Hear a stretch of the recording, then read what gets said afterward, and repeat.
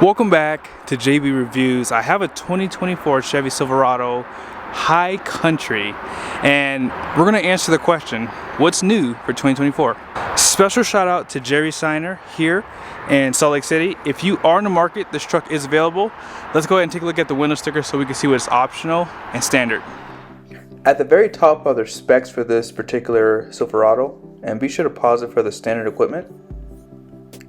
Base price comes in at $66,200, and the High Country is the highest trim level, but it does have a premium package here which adds a few more things. And this one does have that diesel option, and destination comes in at $1995 with a total price of $76,365. And here are the Philly Commie numbers for this truck. It is hard to fathom half-ton trucks costing nearly $80,000, and some of the competitors are like close to $90,000. But High Country is the top trim level. The ZR2 can get pretty pricey when you add a bunch of options to it, but this one does come with a lot of standard equipment. Now, what's new for 2024? Well, if you do like that Midnight Edition package, it is now available with the High Country. So that's going to pretty much black out the truck. That does include the running boards too, so they will black out that, including that trim piece there, and of course your wheels will be black too. There's two new colors also, which is Lakeshore Blue and Slate Gray, which are both metallic paint. And if you get the 6.2 liter engine, they do give it a dual mode exhaust system, so you can put it in sport mode and make the exhaust a little bit louder. On the inside, adaptive cruise control does come standard now on the High Country, and they do give you the seatbelt indicator for the rear seats. But as far as the appearance goes, the truck is pretty much a carryover from last year, and that's not a bad thing. They did do a nice refresh in 2022, which really did clean up the front end. Full LED headlights with projector style right there and high beams, which are reflective style. They do give you an accent light, and your fog lights are right here, kind of hidden.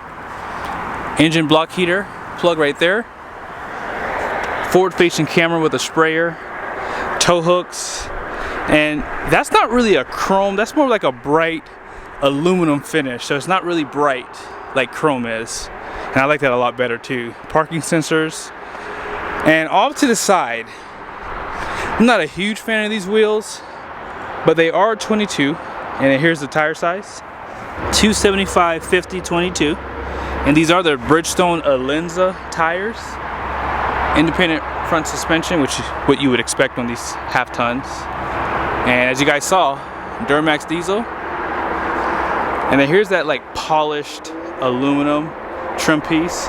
But the rest of this on the door here is all like a bright chrome. I do like that they added that Midnight Edition package though. 24-gallon fuel tank.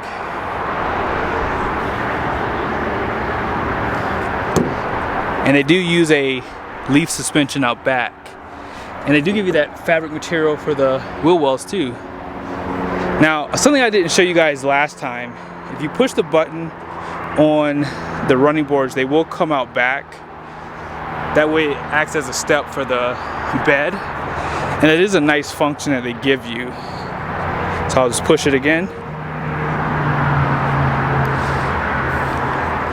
And then they do provide the step. Now, did they restyle this? This is definitely restyled, I think, for 2024. It looks totally different, unless I'm just not used to seeing the High Countries, but that looks different, guys. Dual exhaust out back, class 4 receiving hitch, parking sensors, and then here are some of your inputs for your cameras. 7-pin. This one does have the multi-flex tailgate,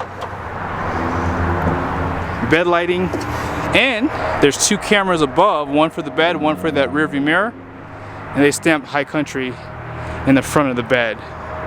400 watts of power.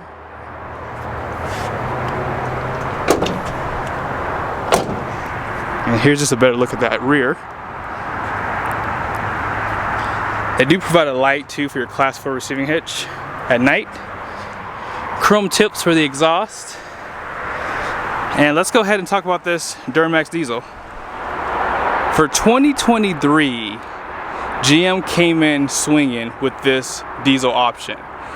Ram nor Ford offer a diesel engine. Ram just got rid of theirs for this year, but this is going to have class-leading horsepower and torque, 305 horsepower, 495 pound-feet of torque.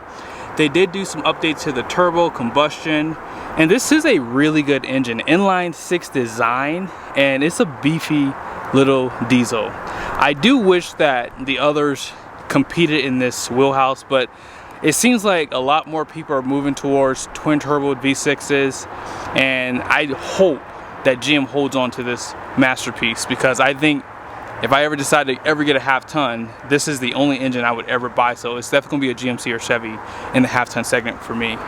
Now, as far as the interior goes, because this is the premium trim, you have that real wood treatment here and soft touch on the door with that stitching. I love that they give you that leather inside the door card here too, all the way down. And then check out the seats. You have like this brown accent inside the perforated leather. It says High Country on the headrest. And power steering column. Even the HDs don't have this. Telescoping. Here's some of your controls. You have your electronic parking brake, four-wheel drive system, drive modes with tow haul. The tow haul for the Duramax diesel does give you engine braking too. Lighting controls, and then this does have that heads-up display. And I like how low this panel sits too. It's just easy to get in and out of, and the running boards make it a lot easier too. But I like the speaker grill there. Paddle shifters. This does have that Super Cruise or whatever they call it. I actually used it today, and I think that GM is the best. This thing literally changed lanes. Like, I've never seen that before. I've driven Teslas, I've driven multiple different cars. I can't think of any names right now, but I've driven a lot of different cars with this self-driving, and by far GM is the best.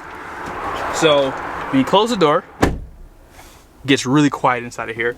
Now they do add like a fabric material for the A-pillar, but this is in hard plastic here.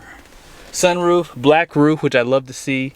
Here's some of your controls above for that sunroof, home link, LED lighting. Let's go ahead and start it up.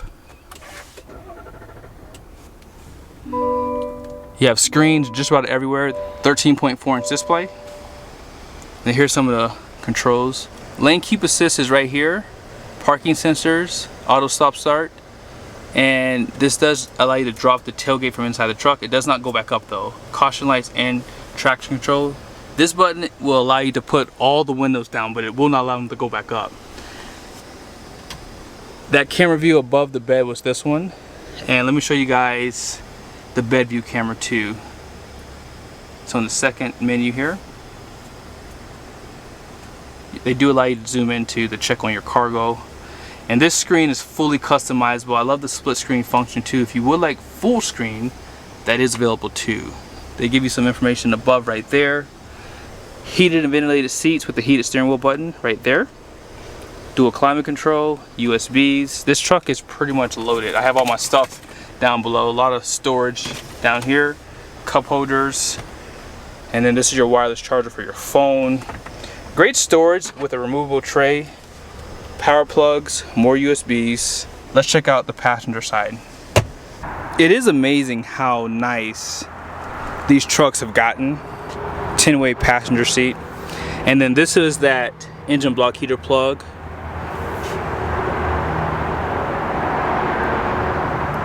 And then check out this huge wood trim piece. A little bit of storage there. And then your glove box down below.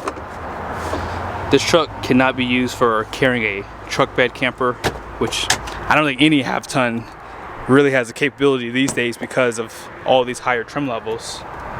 But yeah, check out the speaker grill down below. More perforated leather on the door. They don't give you that leather inside here out back though. They do cheap out in that regard. But lots of storage. Seat back pocket storage. Below the seat storage. Outboard heated seats with more USB, so that's 6. You have 3 Type C's and Type A's. Cup holders. That glass does slide. Let's go ahead and check out the payload in this truck. GM is #1 in regards to this because of how they set this up. Hopefully you guys can see this. The gross axle weight rating is going to be 3,800 pounds in the front, and the rear is going to be the same. 7,200 pound gross vehicle weight rating. They do increase that compared to the gas engines because of the extra components. And here are the other numbers. Payload comes in at 1,377 pounds, which is pretty typical for half tons with this high trim level. And here is the towing capacity, 9,000 pound conventional, 8,000 for gooseneck. And then here's that yellow sticker, shows you the tire pressure, things like that. And I hope you guys liked the video. Special shout out again to Jerry Seiner Chevrolet here in Salt Lake City. If you are in the market, again, this truck is available. And let them know you saw the video. See you guys soon.